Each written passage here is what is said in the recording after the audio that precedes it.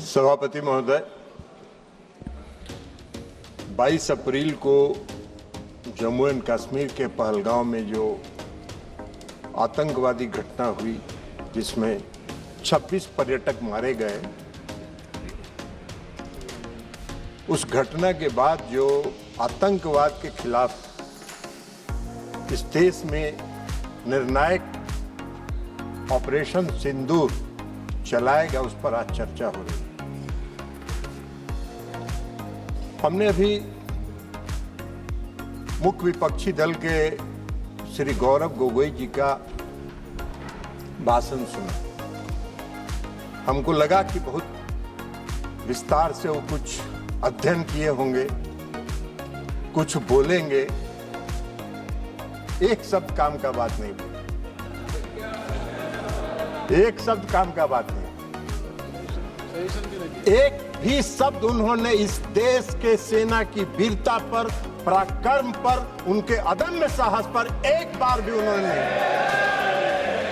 आप बात करते हैं देशभक्ति की, आप देशभक्ति की बात करते हैं। इस देश की सेना पर जो पूरे देश के लोगों को गर्व है, उसकी आप एक बार प्रशंसा नहीं कर रहे हैं। आप बता रहे हैं कि कितना जहाज गिरा, कितना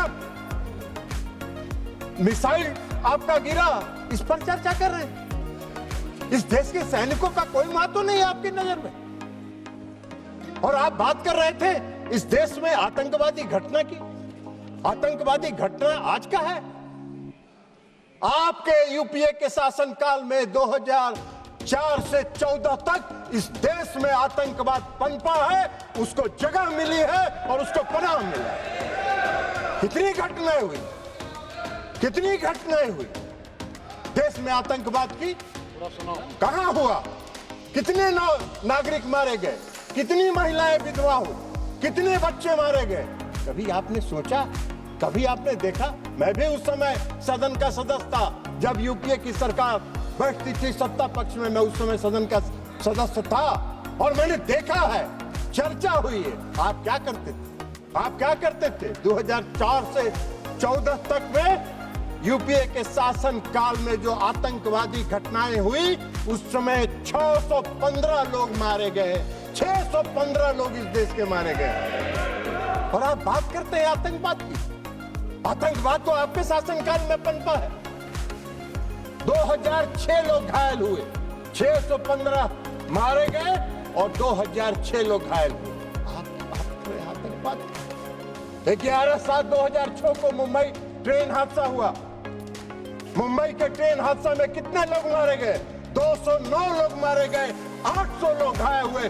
क्या किया आपने, क्या कार्रवाई की यूपीए के शासनकाल में? कुछ नहीं हुआ। 26/11/2008 को पूरा मुंबई महानगर में आतंकवादियों का कब्जा था, आतंकवादियों का कब्जा था। कैसे आए थे आतंकवादी? आज तो आप सवाल पूछ रहे थे कि पहलगांव में आतंकवादी कैसे आए, मुंबई पूरे शहर में, महानगर में आतंकवादी कैसे घुसे थे, आपको बताना चाहिए। उस आतंकवादी घटना में महाराष्ट्र पुलिस के 2 अधिकारी मारे गए थे, 2 अधिकारी मारे गए। और उस पूरे महानगर के 26/11/2008 की घटना में 175 लोग मारे गए थे, 300 लोग घायल हुए थे। क्या किया आपने, क्या किया आपने? उसमें 29 विदेशी नागरिक भी थे, विदेशी नागरिक थे जो मारे गए थे। उसमें जो बॉम्बे पुलिस के 2 अधिकारी, संयुक्त पुलिस आयुक्त और ज्वाइंट पुलिस कमिश्नर मारे गए थे। क्या किया था? आप घड़ियाली आंसू बहा रहे थे। सदन में चर्चा किया आपने, और सदन में चर्चा करके घड़ियाली आंसू बहा के और उस समय के गृह मंत्री को विदा करके नए गृह मंत्री को बैठा दिया, मुख्यमंत्री को विदा कर दिए और आतंकवाद को पूरे देश में पनपने के लिए आपने जगह देने का काम किया। यही तो काम कर रहे थे आप। आतंकवादी की बात कर रहे हैं।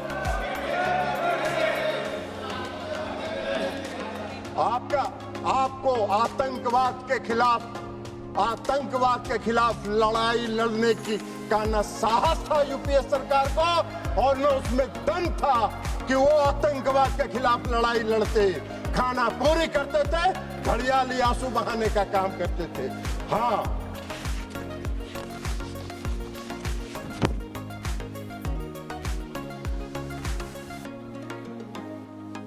और उसको भी बता दें कि उस मुंबई की घटना का जो मुख्य कर्णधार था, जो अमेरिका में छिपा हुआ था, आपको उसको लाने का साहस नहीं हुआ।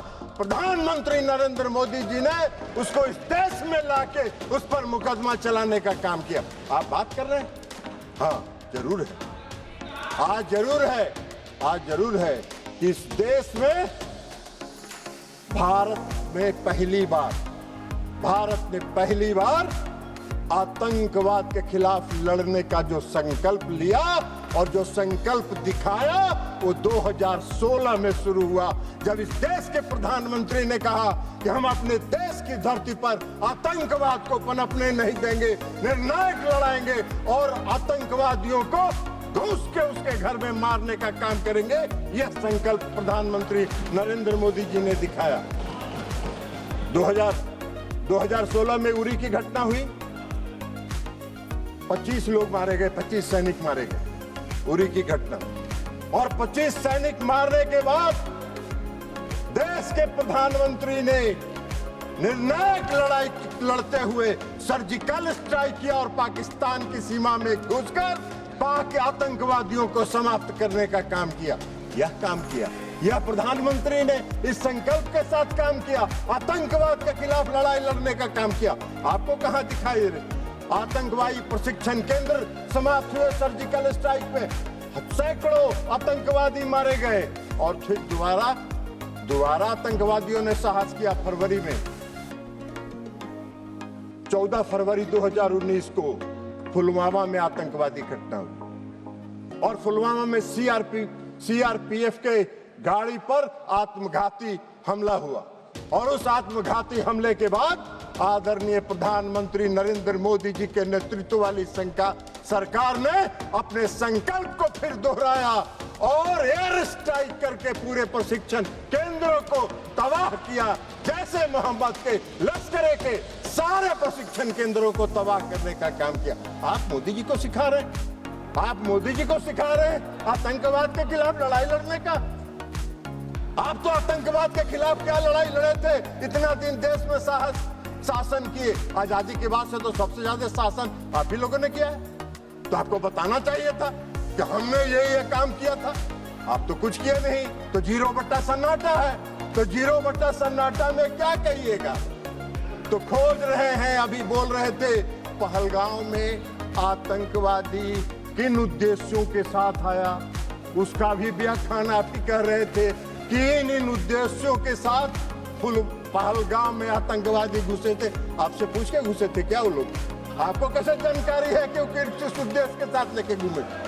अरे ऐसा बात मत करिए। कम से कम देश की एकता और अखंडता के साथ मजाक मत करिए। देश की एकता और अखंडता के साथ देश की सरकार के साथ खड़ा रहने का काम कीजिए, नहीं तो कोई नहीं। विश्वसनीयता तो प्रतिदिन समाप्त हो ही रही है, आने वाले समय में कोई पूछेगा भी नहीं, यह भी जान लीजिए। तो इसलिए एयर स्ट्राइक किया प्रधानमंत्री जी ने। पुलवामा की घटना के बाद 26 अप्रैल को बालकोट में घुस के एयर स्ट्राइक करके आतंकवादियों के प्रशिक्षण केंद्र को समाप्त करने का काम किया। ये प्रधानमंत्री का संकल्प था, ये मोदी जी का संकल्प था। यूपीए के किसी सरकार के प्रधानमंत्री ने यह संकल्प नहीं लिया था। यह काम मोदी जी ही कर सकते हैं, दूसरा कोई नहीं कर सकता है। और अब ऑपरेशन सिंदूर पर आइए। 22 अप्रैल को पहलगाम में घटना हुई और 22 अप्रैल को पहलगाम में जब घटना हुई तो अरे जाओ ना यार, वहां वोटर बड़ा जाली बनवाए, वो उधर जाके देखो।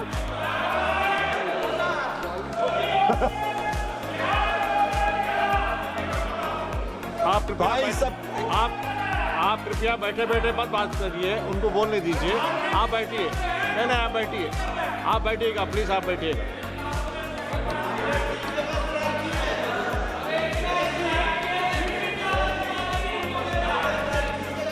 हाँ, उनको होए नस पकड़ा गया है, असली नस पकड़ा गया। इलाज भी अगर देखिए, आपको एक चीज बता देते हैं, अगर असली बीमारी पकड़ा जाता है तो उसका इलाज भी परफेक्ट होता है। डायग्नोसिस अगर सही हुआ तो ट्रीटमेंट, डायग्नोसिस अगर डायग्नोसिस सही हुआ तो ट्रीटमेंट भी पक्का होगा। आपकी बीमारी समाप्त हो जाएगी, चिंता मत करिए। आप बैठिएगा, आप नहीं, जब भी बोलेंगे, आप जब मौका देंगे तभी बोलेंगे। और सभापति महोदय, प्लीज एड्रेस द चेयर। सभापति महोदय, 22 अप्रैल को पहलगांव में घटना हुई। हमारे पूरे देश के पर्यटक वहां गए थे, घूमने गए थे, परिवार के साथ गए थे, छुट्टियां मना रहे थे और आतंकवादियों ने हमला किया। 26 लोग मारे गए, 26 लोग मारे गए। हमारे देश के प्रधानमंत्री जी की उनकी आत्मा जो इस देश में बसती है, इसको महसूस करना चाहिए। वो यात्रा स्थगित करके, विदेश की यात्रा स्थगित करके देश में तत्काल वापस आने का काम उन्होंने किया। और इसलिए कि उनको दर्द था इस बात का। सुन लीजिए ना यार, बैठिए ना, प्रवचन मत दो ना यार, तमाशा कर रहे हो।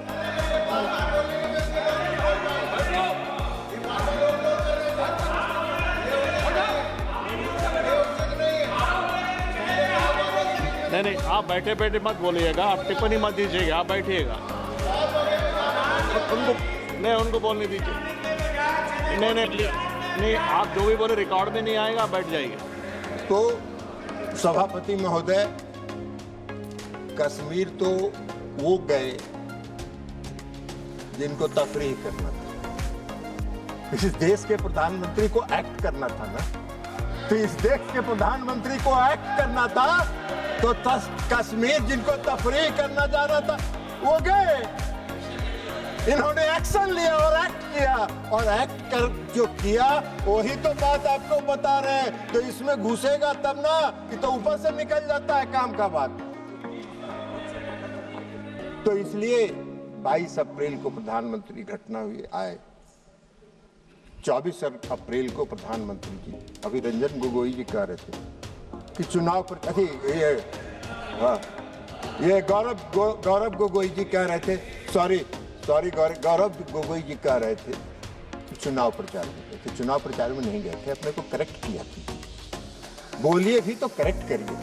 पंचायती राज दिवस था, और पंचायती राज दिवस में हर साल प्रधानमंत्री जी पंचायती राज दिवस में किसी न किसी राज्य में जाकर पंचायत प्रतिनिधियों को संबोधित करते हैं। और 24 अप्रैल को भी प्रधानमंत्री जी बिहार के मधुबनी में पंचायती राज दिवस के दिन गए। लेकिन वहां जाके उन्होंने जो कहा, पहली बार पहलगाम की घटना पर एक शब्द उन्होंने कहा कि घटना से मर्माहत हूं, और इसका जवाब कल्पना से परे पाकिस्तान को मिलेगा, कल्पना से परे पाकिस्तान को मिलेगा। यह एक लाइन में उनकी संकल्प शक्ति का दृष्टिगोचर हो रहा था कि उनके दिमाग में क्या है। और मधुबनी में जो आतंकवाद के खिलाफ लड़ने का उनका संकल्प था, उसमें उन्होंने पहली बार मैंने देखा आज तक 14 से लेके आज तक में कि प्रधानमंत्री नरेंद्र मोदी जी ने अंग्रेजी में भाषण दिया कुछ देर, और इसलिए दिया कि उन्होंने पूरे दुनिया को, विश्व को संदेश दिया कि हम आतंकवाद के आगे झुकने वाले नहीं हैं। आतंकवाद के खिलाफ हम निर्णायक लड़ाई लड़ेंगे, और विश्व को अपनी दृढ़ इच्छा शक्ति का संदेश उन्होंने इसके माध्यम से लिया, और आतंकवाद के खिलाफ लड़ाई का उन्होंने संकल्प लिया। प्रधानमंत्री जी ने, अभी रक्षा मंत्री जी ने विस्तार से बताया वो सब बात तो आपके दिमाग में घुसा नहीं होगा, तो ऊपर से निकल गया होगा। तो इसलिए अभी रक्षा मंत्री जी ने बताया कि वहां से आने के बाद लगातार वो अपने तीनों सेना और चीफ ऑफ डिफेंस स्टाफ के साथ बैठक करते रहे और सबों के साथ उन्होंने पूरी बात चर्चा सुनी और एक बात उन्होंने स्पष्ट तौर पर पूरे देश को बताया कि मैंने अपनी सेना को पूरी छूट दी है, उसको डेट तय करने का, समय तय करने का और क्या एक्ट करना है यह तय करने का हमने सेना को पूरा छूट दिया। और 7 मई को 6 और 7 मई की मध्यरात्रि में हमारे सैनिकों ने 9 आतंकवादी ठिकानों को ध्वस्त कर देने का काम किया और सैकड़ों आतंकवादी उसमें मारे गए, शहीद हुए। आप सब ने देखा होगा टीवी पर, बहुत से लोग जो आका थे आतंकवादियों को रो रहे थे। मसूद अजहर साहब, हाफिज शहीद, ये रो रहे थे कि मेरा सारा परिवार मर गया, काश मैं भी मर जाता। सारे आतंकवादियों को ध्वस्त करके उन्होंने संदेश दिया कि अब देश में और पाकिस्तान की धरती पर आतंकवाद को हम बर्दाश्त नहीं करेंगे और यह संकल्प उन्होंने पूरा करने का काम किया। 100 से ज्यादा आतंकवादी मारे गए। पूरे पाकिस्तान के जो जितने थे सेना प्रमुख से लेकर सब आतंकवादियों के जनाजा में गए। आपने पाकिस्तान का तो एक बार भी आलोचना नहीं की। पाकिस्तान को कंडेम तो आपने, गोगोई जी, एक बार भी आपने नहीं किया कि पाकिस्तान के जो सेना प्रमुख थे वो गए, तो इसलिए आप तो नहीं किए। आप नहीं करिएगा। वो मालूम है आप वोट के लिए राजनीति करते हैं और मोदी जी देश के लिए राजनीति करते हैं, अंतर यहाँ है। लेकिन जो 6 और 7 मई को जो घटना हुई ऑपरेशन सिंदूर का, पाकिस्तान हक्का बक्का रहा। पाकिस्तान को यह उम्मीद नहीं थी और सबसे बड़ी उपलब्धि थी कि जो 9 प्रशिक्षण शिविर ध्वस्त किए गए, एक भी नागरिक को खरोच तक नहीं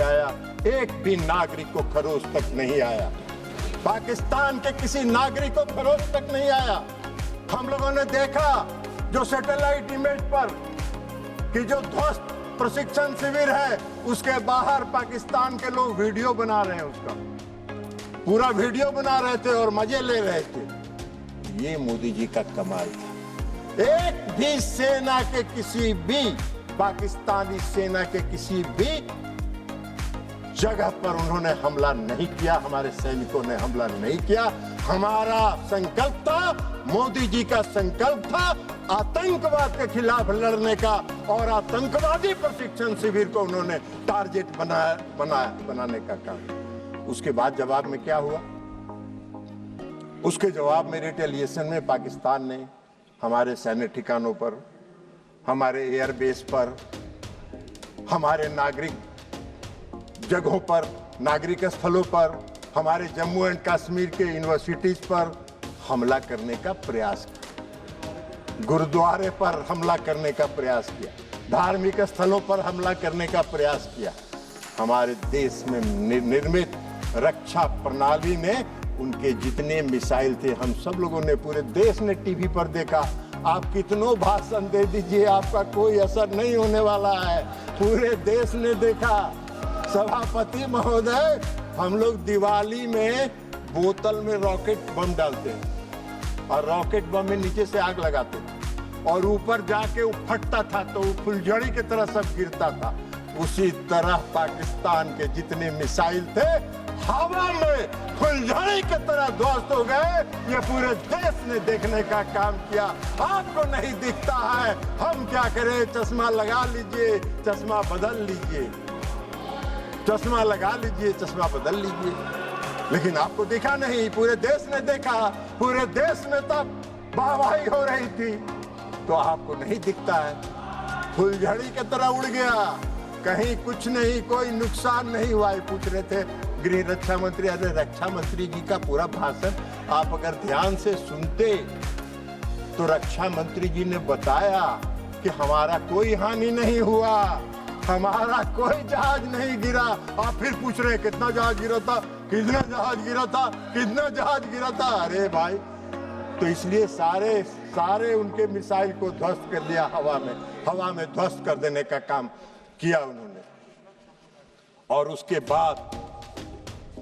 बाद जब भारत ने जवाब देना शुरू किया तो पाकिस्तान की पूरी रडार सिस्टम और रक्षा प्रणाली पर हमला करके उसको लाहौर और गुजरांवाला में सारे सिस्टम को हमारे देश की सेनाओं ने ध्वस्त कर दिया। पाकिस्तान का पूरा रडार और रक्षा प्रणाली ध्वस्त हो गया।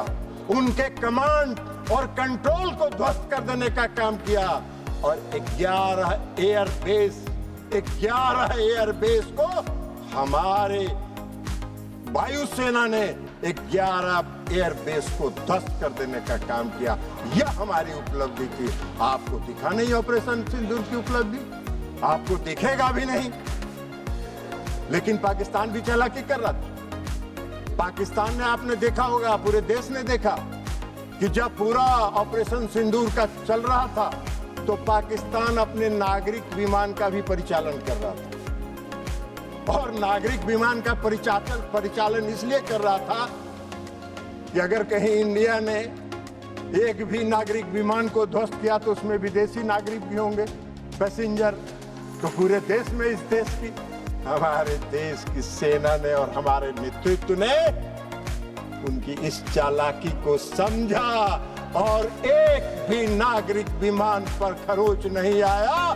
फिर भी हमने कमांड और कंट्रोल को समाप्त किया, उनके एयरबेस को समाप्त करने का काम हम लोगों ने किया।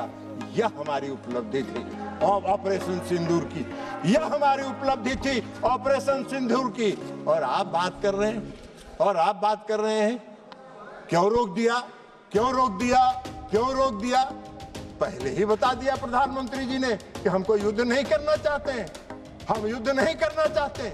हमारी लड़ाई आतंकवाद के खिलाफ है और आतंकवादियों को और आतंकवाद का अगर प्रश्रय पाकिस्तान की धरती पर मिलेगा तो हम घुस के हमला करेंगे और आतंकवाद को समाप्त करेंगे। प्रधानमंत्री का नहीं था। इसलिए डायरेक्टर जनरल मिलिट्री ऑपरेशन और दोनों देश के डायरेक्टर जनरल मिलिट्री ऑपरेशन ने बैठ के यह तय किया और बैठ के ये तय करके कहा कि भाई हमको युद्ध रोकना है, युद्ध रोक दीजिए।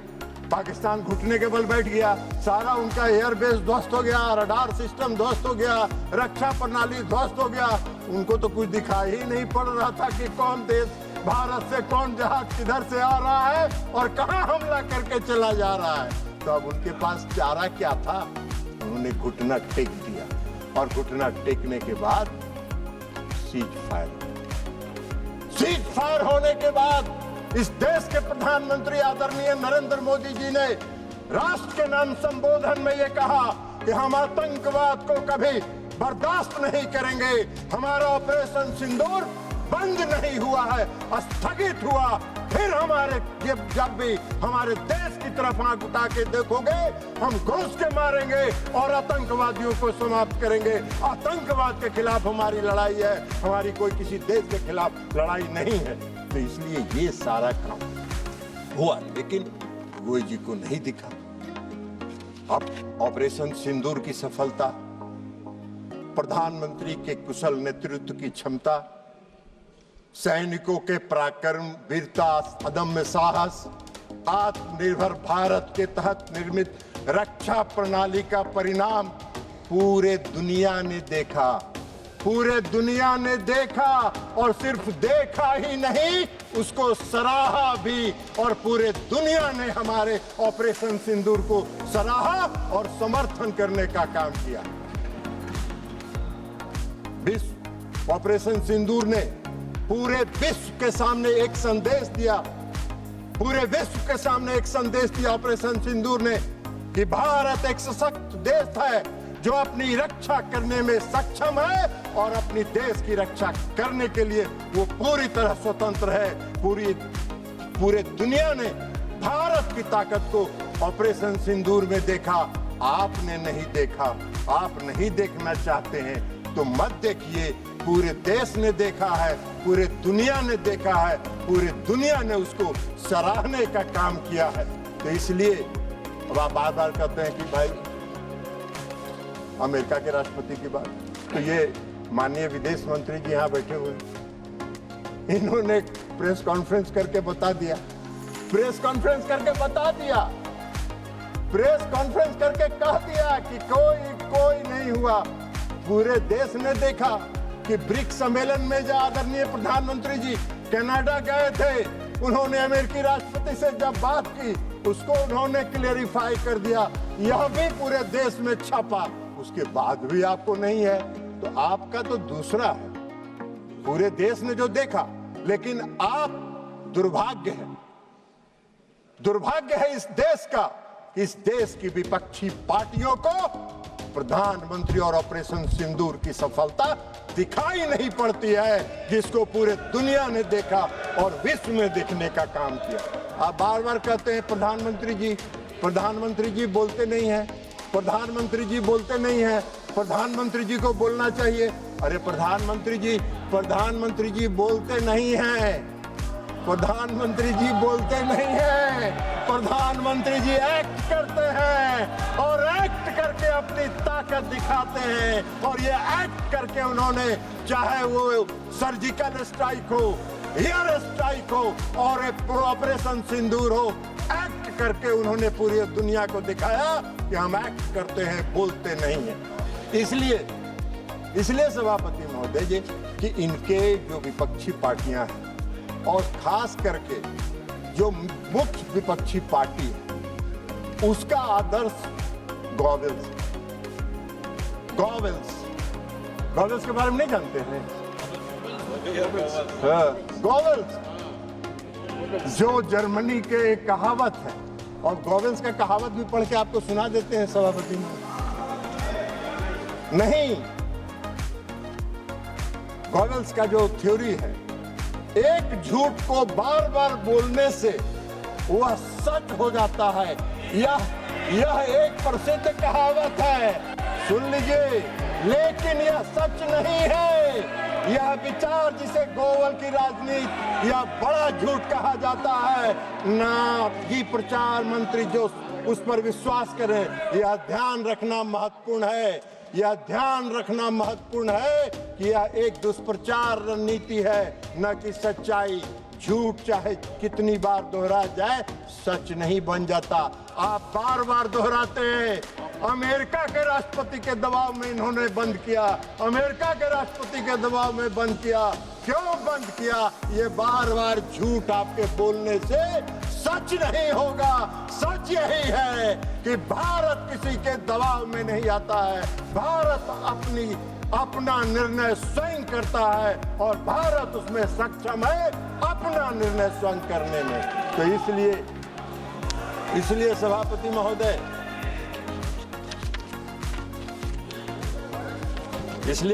सभापति महोदय, इनको ऑपरेशन सिंदूर की सफलता दिखाई नहीं पड़ी। ऑपरेशन सिंदूर एक सफल ऑपरेशन था जो आतंकवाद के खिलाफ लड़ाई का था, और पूरे दुनिया ने और पूरे देश ने इसको सराहा है, इसको स्वीकार किया है। दुर्भाग्य है इस देश का कि हमारे विपक्षी पार्टी हमारे देश की, जबकि उनको चाहिए इस घड़ी में सरकार के साथ, देश की एकता के साथ, देश की अखंडता के साथ, देश में फैल रहे आतंकवाद के खिलाफ लड़ाई में सरकार के साथ रहते नहीं रहे। आज भी हम आपसे आग्रह करेंगे, आप रहे बैठिए। आज भी हम कहेंगे, छोड़िए, दलगत राजनीति से ऊपर उठिए, दलगत राजनीति से ऊपर उठिए और दलगत राजनीति से ऊपर उठकर राष्ट्रहित के सवाल पर नरेंद्र मोदी के साथ खड़ा होइए और देश से आतंकवाद को समाप्त करने में उनके कंधा से कंधा मिला के चलने का काम कीजिए। और अंत में इस देश के सैनिकों की वीरता, पराक्रम और अदम्य साहस के लिए उनको सलाम करते हुए मैं अपनी बात समाप्त करता हूं।